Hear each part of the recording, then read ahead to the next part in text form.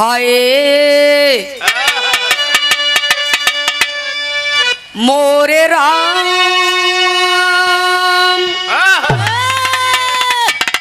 मोरे राम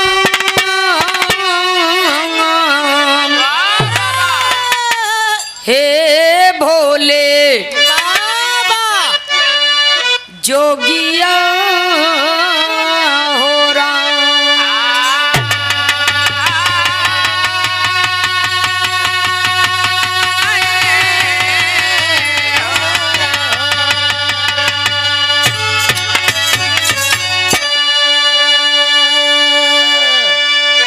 जय हो सदगुरु दीनानाथ,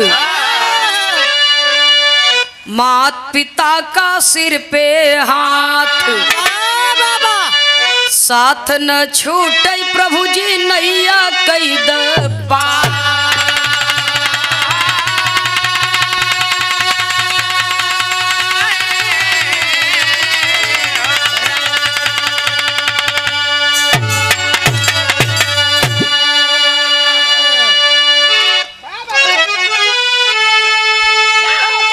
नमो नमो बिंदेश्वरी,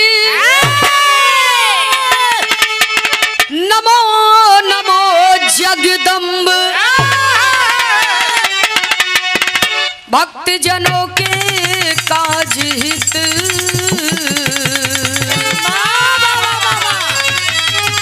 माँ करती नहीं विलम्ब।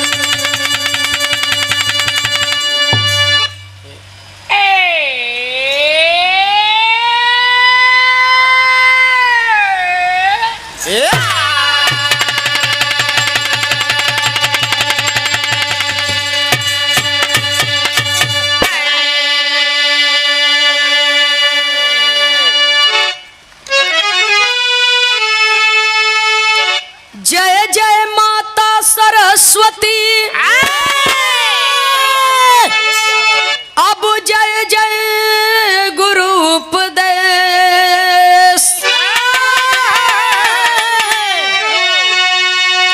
जय किसान जय जय जवान, कि भाई जय जय भारत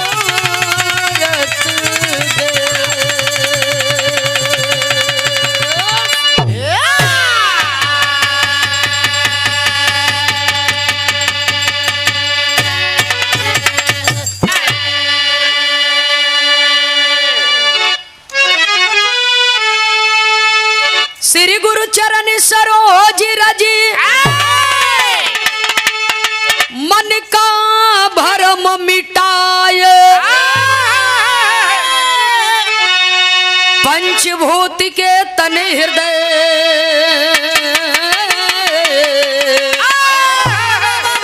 हे स्वामी ज्ञान का दीप जला।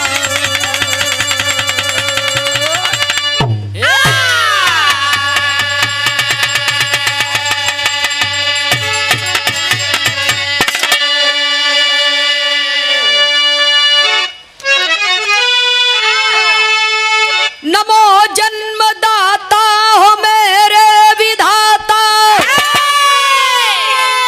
बनाता जो नाता लहू को नमामि। नमो तात पाता सहोदर जो भ्राता,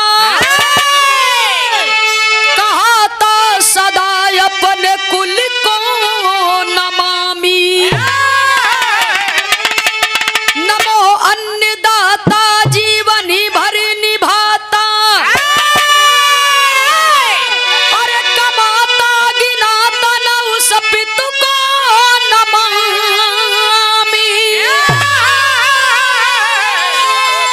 नमो माँ की ममता में करुणा की समता,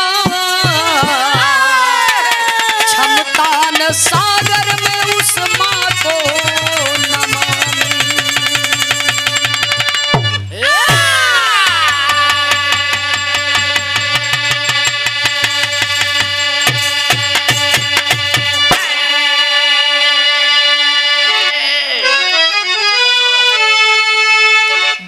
कहूँ राम हित सीताराम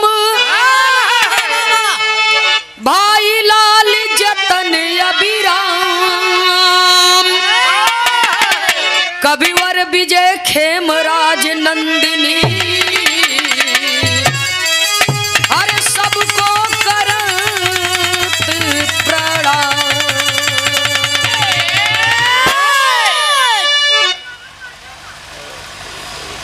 सूरदास जी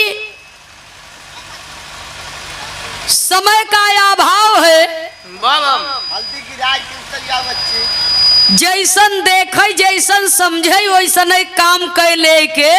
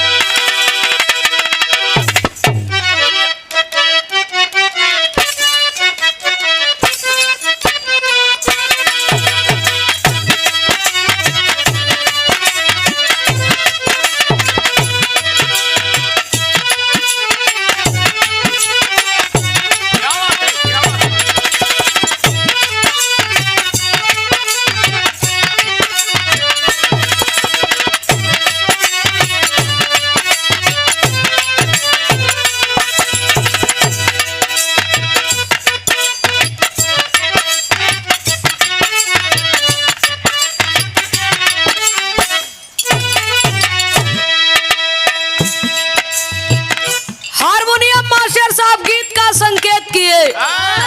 भजन के लाइन में कवि को लिखना पड़ा,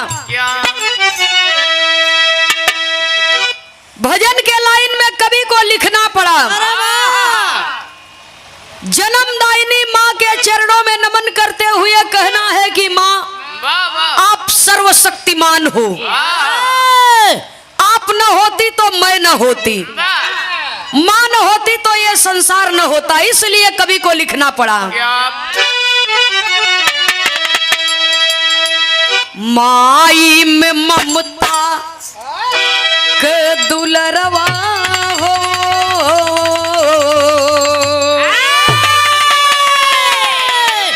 माई में ममता के दुलरवा हो, अचरवा ओढ़ा द जननी। माई में ममता के दुलरवा हो, अचरवा ओढ़ा द जननी। माई में ममता के दुलरवा हो, अचरवा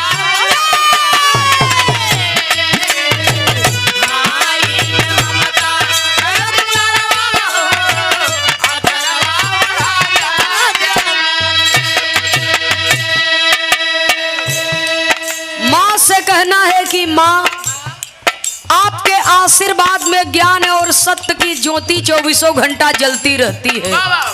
जिसे भी उस ज्योति का प्रकाश मिला उसकी जिंदगी प्रकाशमय हो गई, उसका नाम युग युगांतर तक अमर हो गया।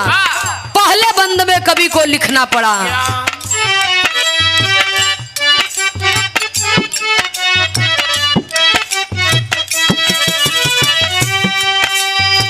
नौ महीना गर्भ में ढोवलू मयरिया,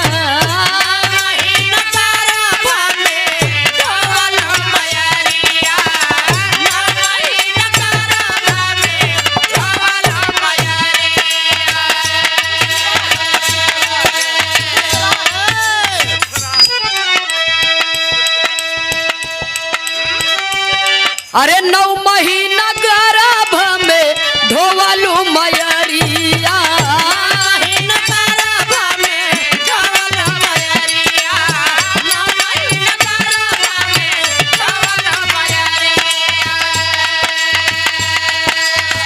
खुनावा के धरिया से सिंचलू शरीरिया,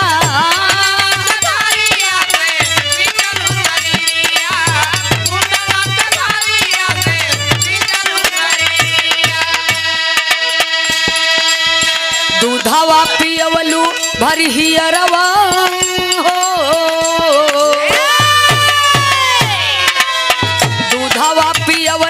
भरी अरवा हो अचरवा ओढ़ा दा जननी।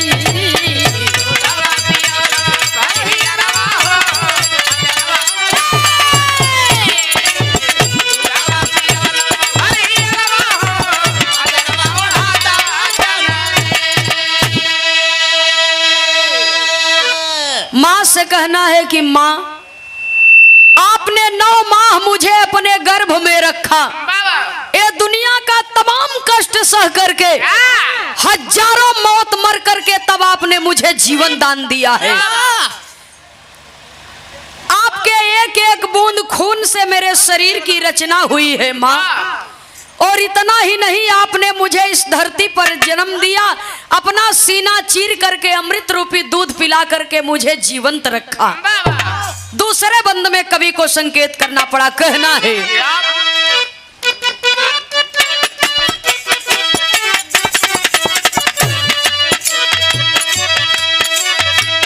तेल उपटन कई के काला टिकवा लगवलू।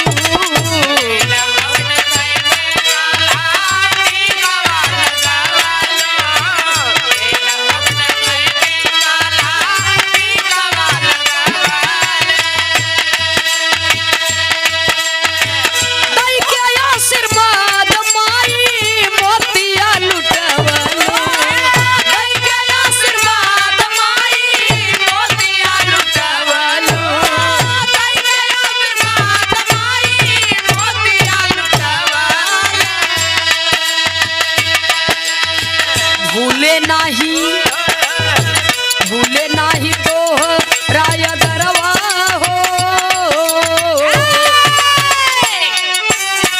भूले नाही तो राय दरवा हो अचरवा ओढ़ा दा जननी।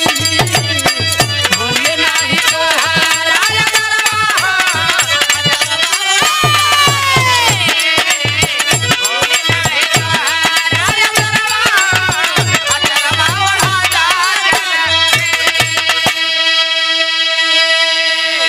जन्मदायिनी माँ के चरणों में नमन करते हुए स्वरदायिनी माँ बीड़ावादिनी मैहर वाली शारदा मैया के चरणों में नमन करते हुए भजन के आखिरी लाइन में खानदान के परिचय के साथ में कहना है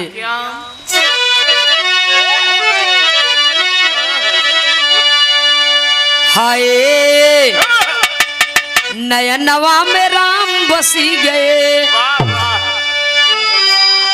रामा रामा रामा रामा अरे मोरे रामा नयनवा में राम बसी गए।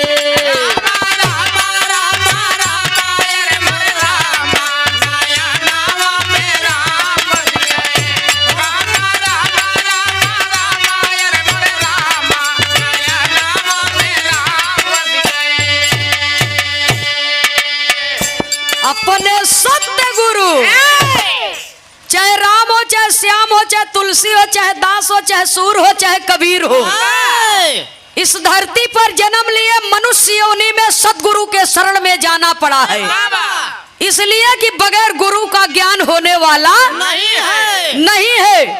विश्व की प्रथम गुरु माँ है, द्वितीय गुरु जो अक्षर का ज्ञान दिलाते हैं, तीसरे गुरु सदगुरु जो जीवन की नैया को भवसागर की गहरी नदी से पार करते हैं। इसलिए कवि को लिखना पड़ा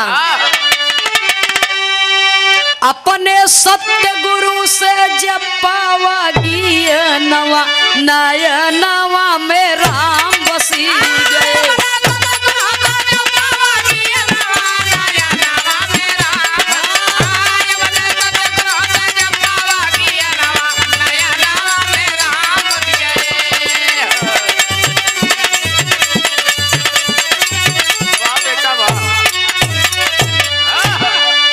सदगुरु में शक्ति बाटे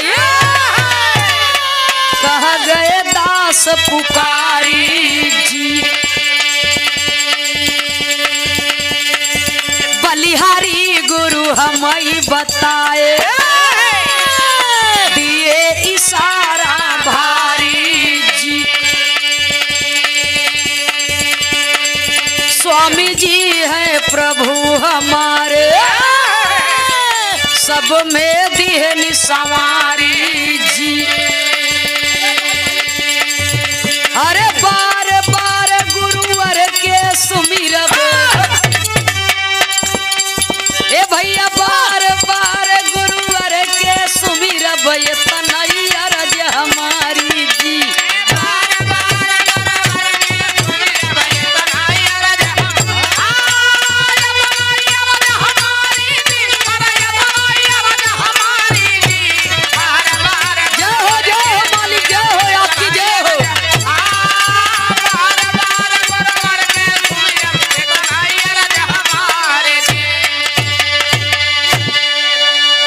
तई सब सदगुरु की बलिहारी, अरे ये सब सदगुरु की बलिहारी, और हम पे दिए जदुइया डारी। नयनवा में राम बसी गए, स्वर्गी बाबा राम कैलाश के हरदम सदगुरु पर धिया नवा, नयनवा में राम